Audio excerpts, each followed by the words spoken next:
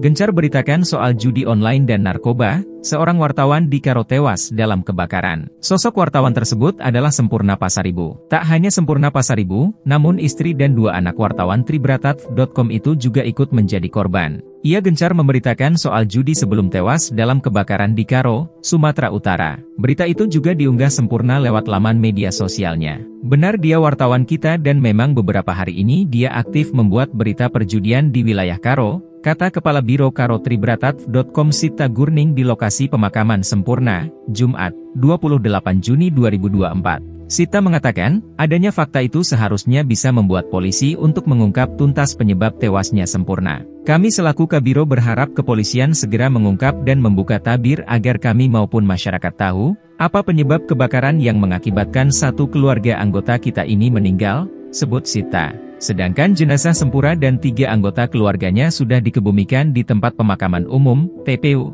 Desa Salit, Kecamatan Tigapanah, Karo. Adik kandung Sempurna, Liber Pasaribu, berharap polisi segera mengungkap penyebab kebakaran. Dengan terungkapnya penyebab kebakaran itu, keluarga bisa tenang dan masyarakat tidak termakan isu yang tidak bertanggung jawab. Kepala Bidang Operasional Satuan Reserse Kriminal Kepolisian Resor Tanah Karo Ibtu Togu mengatakan, masih menyelidiki untuk mengetahui penyebab pasti dari kebakaran ini. Tim dari Laboratorium Forensik dilibatkan dalam penyelidikan ini.